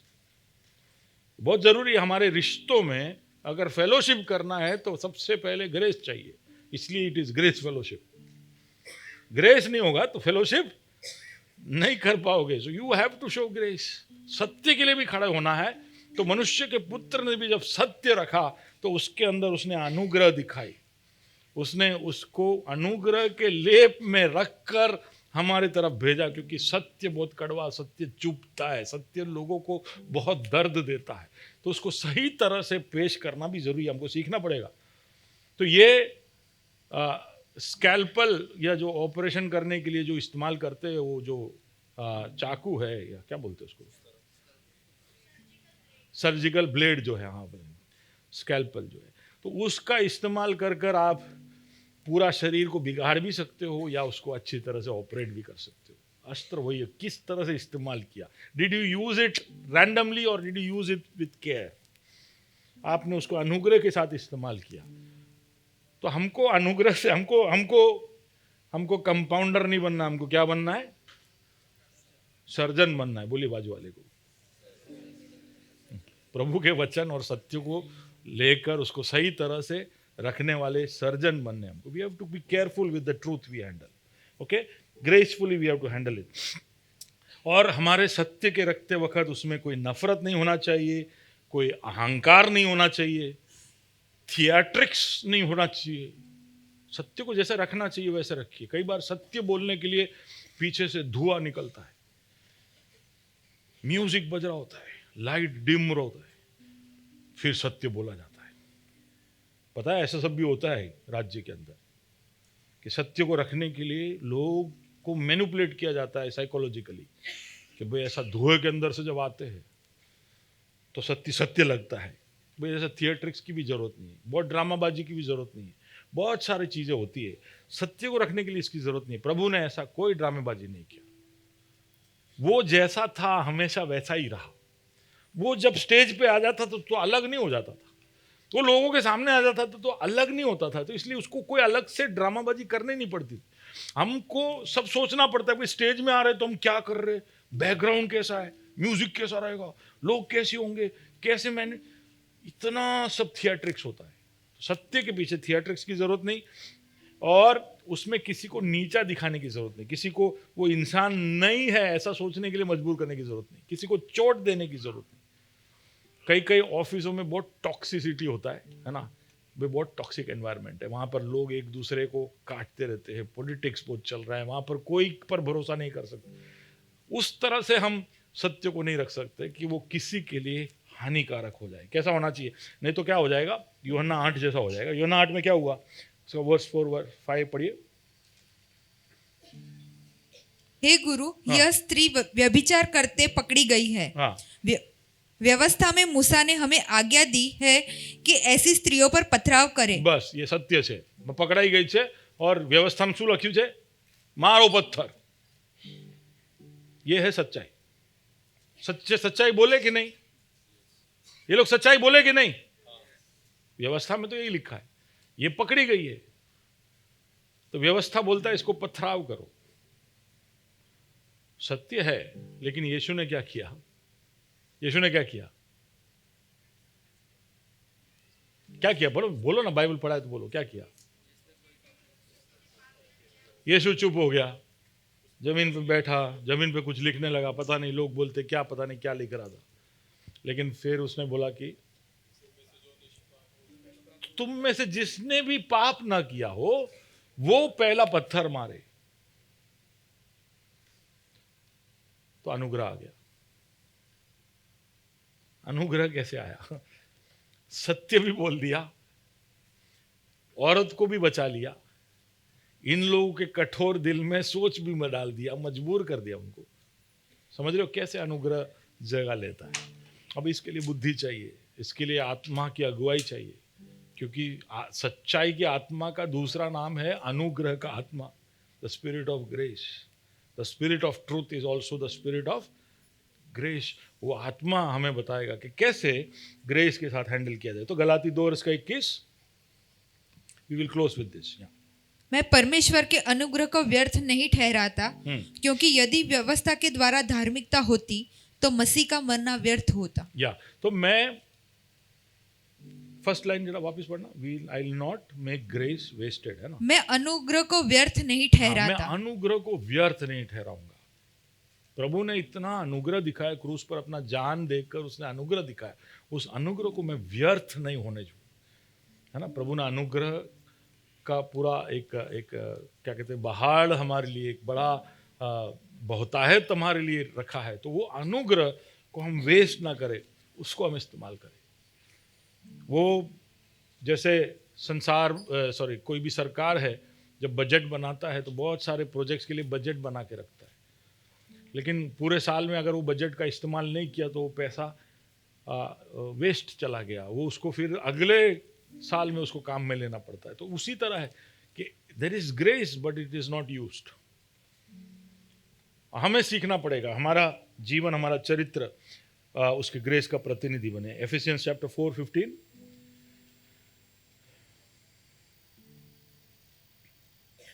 वरन प्रेम में सच्चाई से चलते हुए सब बातों में उसमें जो सिर है अर्थात मसीह में बढ़ते जाए। और 2 तिमोथी चैप्टर 2:24-26, प्रभु के दास को झगड़ालू नहीं होना चाहिए, पर वह सबके साथ कोमल और शिक्षा में निपुण और सहनशील हो। वह विरोधियों को नम्रता से समझाए। क्या जाने परमेश्वर उन्हें मन फिराव का मन दे कि वे सत्य को पहचाने और इसके द्वारा उसकी इच्छा पूरी करने के लिए सचेत होकर शैतान के फंदे से छूट जाए। ठीक है, रुक के पढ़ते वापस 24 पढ़िए। प्रभु के दास को झगड़ालू नहीं होना चाहिए। बाजू वाले को बोलिए झगड़ालू नहीं तो, तो तुरंत आप जवाब दीजिए हूँ दास न थी। नहीं बोलना, बोलो पहले हूँ दास छू, बोलो हूँ प्रभु नो दास छू, अने हूँ झगड़ालू। प्रभु का दास खाली ये नहीं है, आप सब भी हो, ठीक है, आप सब भी प्रभु के दास हो। प्रभु ने आप सबको बुलाया है उसके प्रतिनिधि बनने के लिए। तो आप उसके प्रतिनिधि होगे तो आप उसके दास हो गए। और आप क्या नहीं होंगे, दमालू, हाँ, झगड़ालू। अब झगड़ालू नहीं हो, फिर पर वह सबके साथ कोमल और शिक्षा में निपुण हाँ, और तो देखिए बहुत बहुत लिस्ट अभी झगड़ालू बोले हम बहुत शांति थी झगड़ालू नहीं रहूं बराबर पाचर लिस्ट છે લાંબુ શું છે નંબર 1 सबके तो साथ सबके साथ कोमल क्या कोमल जोर से बोलिए कोमलता से बोलिए समझते भी हो कोमल क्या है हम कोमल भूल चुके क्योंकि पूरे भारत में कमल लगा हुआ है ठीक है तो नहीं निकालना रखना क्या होना है कोमल कोमल समझते हो ना you to be gentle gentle है ना तो लेडीज ने ये काम हमको सौंप दिया है कि we will be gentleman but you will be बोलिए जेंटल लेडीज एक समय था जब ऐसा बोलना नहीं पड़ता था भाई ऐसा समय आ चुका है now even ladies have to be ना पिछले 40-50 सालों में फेमिनिज्म इतना बढ़ चुका है कि we have to even remind the ladies be gentle okay so we have to be कोमल सबके लिए है ठीक है ओके दूसरा तीसरा शिक्षा में निपुण शिक्षा में तो सब समझ रहे हैं सोटी मारने में कि शू करे वो शिक्षा आप पूछू यानी क्या देना है सिखाने वाले बनने चाहिए आपको अब बोलो बाजू वाले को जरा बोलो सिखाने में अरे बोलो ना जोर से हाँ क्या उसका मतलब प्रशांत क्या उसका मतलब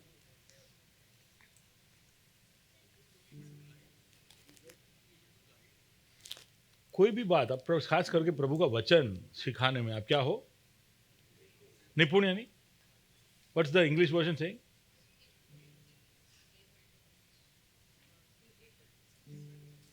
एबल ये प्रिया be able to teach ना but what's in the Bible able to teach yeah okay I didn't hear that so you should be able का मतलब you are having an ability है ना are you able to do this ऐसा नहीं वो वाला ability नहीं physical ability able निपुण होना यानी वो excellent होना आप सिखाने में क्या बनो अच्छे सिखाने वाले बनो ठीक है फिर तो झगड़ालू नहीं सबके कोमलता साथ कोमल शिक्षा में निपुण और सहनशील क्या उसका क्या मतलब है चार्ल्स उसका क्या मतलब है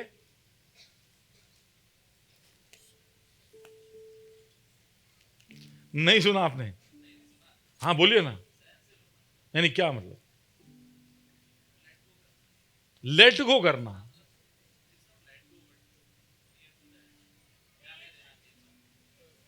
यानी लोग जब देखो जब आपका 2 साल का बेटा डंडा लेके आपको मारे तो आप चुपचाप मार सहन करो तो आप क्या हो सहनशील हो क्यों क्योंकि वो आपका बेटा है उसमें 2 साल का ही दिमाग है उसको पता नहीं चल रहा है कि वो उसके बाप को मार रहा है हाँ उसको ये वो सोच नहीं रहा है कि मेरा बाप उस एक झटके में उठा के मेरे को फेंक देगा 5 मीटर दूर ऐसा सब सोच नहीं रहा है और आप तब जो प्रतिक्रिया दिखाते हो उसको क्या बोलते हैं सहनशील आप समझ रहे हो सहनशील यानी लोग जब आपकी तरफ खताएं करे गलतियां करे आपको ऐसे जगह पे डाल दे जहां पर आप एक खींचिन मारो ऐसा तब क्या आप ऐसा नहीं करते हो तो आप क्या करते हो आप सहनशील होते हो और फिर विरोधियों को नम्रता से समझाए हाँ हम तो राह देखते कि किसी के पेज में जाए और वहां पे कमेंट करे नम्रता से लिंक के साथ कि તમારા માટે તો જવાબ આણે રાખી છે रुको सब्र करो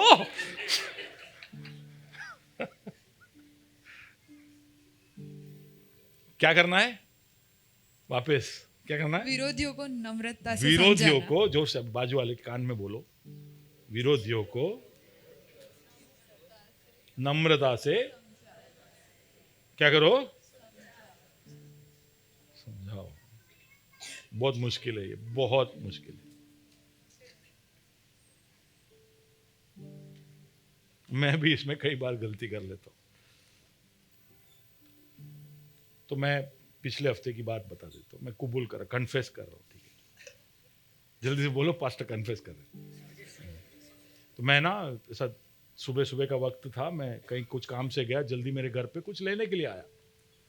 मैंने तो गाड़ी है ना बीच में रास्ते में पार्क कर दिया, और मैं क्योंकि 2 ही मिनट में बाहर आने वाला था, तो मैं अंदर गया, मैंने चीज़ें ली, कुछ लिख रहा था मैं, 2 की जगह 5 मिनट हो गया।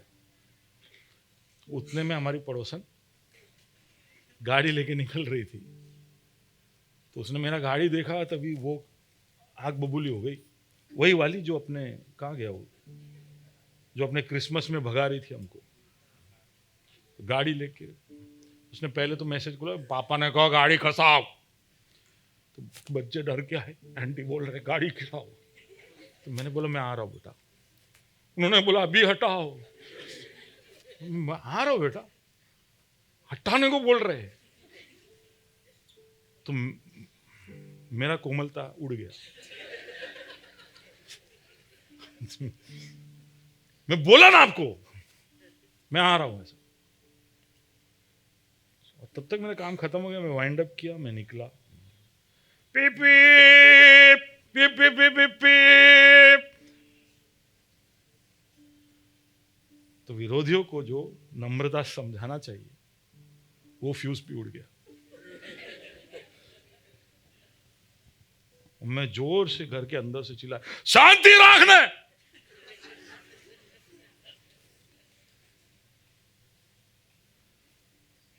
और फिर मेरे को याद आया कि मेरे को ये प्रचार करने का है।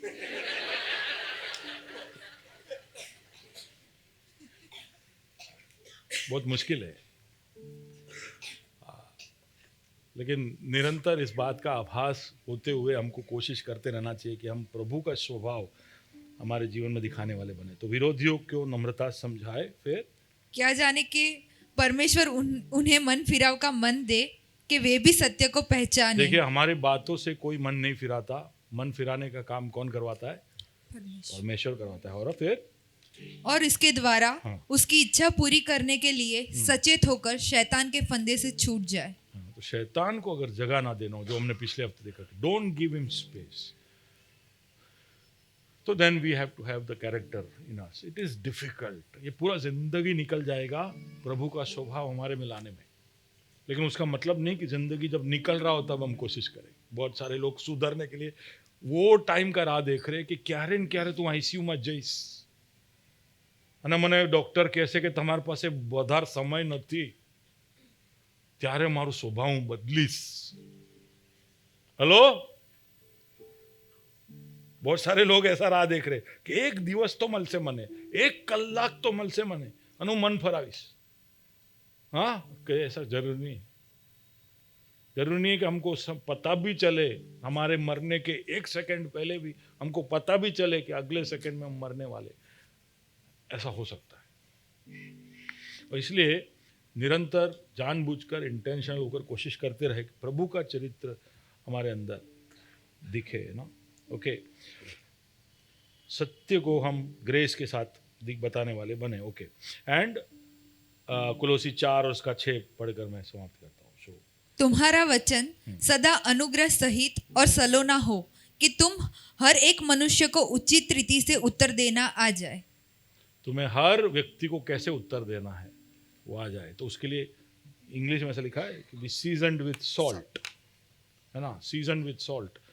उसमें कोई भी चीज़ नमकीन आप खाओगे तो थोड़े समय के बाद आपको प्यास लगेगा, आपको पानी पीने की इच्छा होगी। तो उसी तरह हमारी बातें ऐसे होनी चाहिए जिससे प्यास लोगों के अंदर जगे, प्रभु के लिए एक प्यास जगे।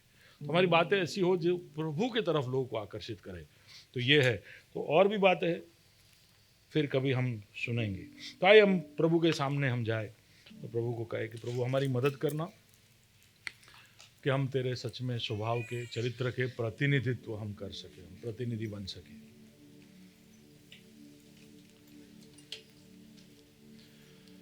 Can we just put our hands on our heart and say, Lord, help me. Help me to be compassionate. प्रभु मेरी मदद करना कि मैं एक सहानुभूति दिखाने वाला व्यक्ति बनूं, जैसे तेरे दिल में तरस लोगों के लिए होता था, जो अनुकंपा तू महसूस करता था, वो तरस, वो अनुकंपा, वो सहानुभूति मेरे स्वभाव में भी दिखे, मेरे जीवन में भी दिखे। ये तेरे चरित्र का, तेरे स्वभाव का सबसे पहले दिखने वाला रूप था। तूने हमेशा लोगों की तरफ तरस के साथ नजर रखी। हम कई बार इसमें चूक जाते खुदा। हम अगर सच में तुझे हमारे दिल में रखते हैं और तुम्हारा राजा है, तूने हमें परेशानियों से, कष्टों से, बीमारियों से, अकस्मातों से, मृत्यु से बचाया है, तो इसलिए कि हम तेरे स्वभाव को दिखाने वाले बने, हम तेरे चरित्र के प्रतिनिधि बने। जहां भी तू हमें रखता है वहां पर लोग हमें देखकर तुझे देख पाए। तूने ये कहा, ऐलान किया कि जिसने मुझे देख लिया उसने मेरे पिता को देख लिया। तो उसी तरह हमको भी देखकर हम ये बड़े आत्मविश्वास के साथ जिंदगी में आगे बढ़ते जाए कि हमें देखकर लोग मसीह को देख रहे हैं। People look at me and they see my Lord. दो बातें हमने तेरे चरित्र की देखी, एक सहानुभूति और दूसरा सत्य को लेकर हमारा जो प्रतिक्रिया। कई बार सत्य को रखने में हम चूक जाते, क्योंकि सत्य लोगों को सुनना नहीं है, लोगों को उसके लिए सहनशीलता नहीं है। प्रभु उनके लिए उनके अंदर धीरज नहीं है कि वो सत्य को सुने। और सत्य को कभी कभी हमें निपुणता के साथ रखना आता नहीं, क्योंकि हमने उसके लिए मेहनत की नहीं, हमने उसके लिए कोशिश की नहीं, हमारे सामने ऐसे चुनौतियां आई नहीं। प्रभु हमें सिखा कि हम सत्य को रखने वाले बने, और जब हम सत्य को रखें तो उसको अनुग्रह के लेप में डुबोकर हम उन लोगों के सामने रखें। अनुग्रह और सत्य दोनों साथ में हम आगे बढ़ाए, ताकि प्रभु जी लोग शैतान के फंदे से निकलकर एक मन फिराव की तरफ बढ़े और प्रभु जी तेरे राज्य के भागीदार हो सके। बड़ा उत्तरदायित्व। कभी कभी हम जब ये सब सोचते हैं कि इतना सब कैसे करें तो हमें डर लगता है, लेकिन तूने कहा कि मैं जा रहा हूं, लेकिन मैं जाऊंगा तो मैं पिता से कहूंगा कि वह तुम्हें एक दूसरा मददगार दे। वो मददगार हमारे साथ है, इसलिए धन्यवाद। उसका मोहर हम पर लग चुका है, जिसकी वजह से हम तुझे अब्बा पिता कहते हैं, और उसकी मदद से हम ये कर पाएंगे। खुदा दिन प्रतिदिन हमारे जीवन के अलग अलग पहलुओं को हमारे सामने उजागर करना, हमारे अंदर की गलतियां जैसे ही हम करते हैं या करने वाले हो उसके पहले हमको बता देना, ताकि हम प्रभु जी हमारे अंदर वो बदलाव ला सके जो जरूरी है, जो तेरी इच्छा है। तूने जब हमारी सृष्टि की तभी पहला शब्द यही कहा कि ये मेरे सदृश्य में, ये मेरे स्वरूप में, तो वही तू देखना चाहता है हमें। और वो हमारे प्रभु जी जीवन के हर इलाके में, हर पहलू में वो दिखाई दे कि हम तेरे सदृश्य हैं, हम तेरे स्वरूप है, क्योंकि एक बड़े उत्तरदायित्व के लिए तू हमको तैयार कर रहा है। प्रभु तू हमारी मदद करना। आए वो सबको तेरे हाथों में सौंपता हूँ। प्रभु जी हम जब ये गीत गा रहे तो हम अपने आप को तेरे आगे समर्पित करते हैं।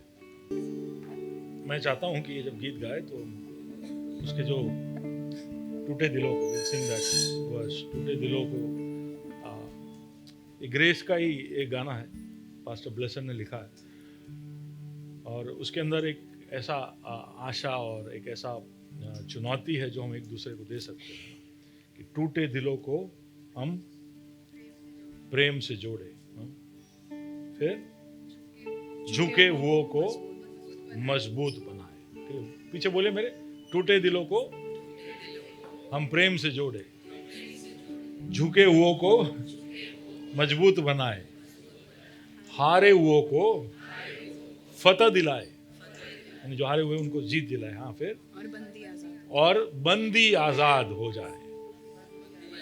ठीक है, ये सब खुदा करता है, परमेश्वर करता है, लेकिन क्योंकि हम उसके हाथ के हथियार है, हम भी उसमें शामिल हो सकते हैं। तो फिर हम ऐलान कर रहे हैं। Do we have that song now? या okay, however it is coming on the, है हम कलीसिया, इस जग की एक ही आशा, हर एक है चेला यीशुआ का, जग का नमक और उजियाला। ठीक है, okay, so will sing that. टूटे दिलों को हम प्रेम से जोड़े, झुके हुओं को मजबूत बनाए। टूटे दिलों को हम प्रेम से जोड़े, झुके हुओं को मजबूत बनाए। हारे हुओं को फतेह दिलाए और बंदी आजाद हो जाए। है हम कलीसिया इस जग की एक ही आशा। है हम कलीसिया इस जग की एक ही आशा। हर एक है चेला यीशुआ का, जग का नमक और उजियाला। हर एक है चेला यीशुआ का, जग का नमक और उजियाला। प्रभु जी धन्यवाद कि तूने हमको इस जगत के नमक और उजियाले के रूप में अलग किया है। हमारे इर्द गिर्द के लोगों के लिए जिसके साथ हम संपर्क में आते हैं उसके लिए हम नमक बन जाए, और जो दूर है फैले हुए हैं उनके लिए हम रोशनी बन जाए, उजियाला बन जाए। तो कैसे भी कर प्रभु जी तेरे स्पर्श को उनके जीवन में अनुभव होने के लिए हम कार्यशील हो, उसके लिए हमारी मदद करना। हम सब ऐलान करते हैं, अपने आप एक और बार कबूल करते हैं कि हम तेरी कलीसिया है और इस जग की आशा है, पर उस आशा के रूप में हम अपने आप को पेश करें। इसके लिए हमारे जीवन के हर बातों को बदलना, हमारे हमारे दृष्टिकोण को बदलना, हमारे नजरिए को बदलना, ताकि हम उस तरह से अपने आप को संसार के सामने पेश कर पाए, सच में तेरे प्रतिनिधि हो पाए। हालात बदल रहे, तेरे आने का समय बहुत करीब है प्रभु जी। हमारे आगे भी कितना समय हमें मिलेगा वो हमें पता नहीं, लेकिन हम तेरे काम को बड़े झड़पी से करें, गति से करें। इसके लिए हम सबकी तू मदद करना। प्रार्थना सुना, इसके धन्यवाद यीशु के नाम से मांगते हैं, आमीन।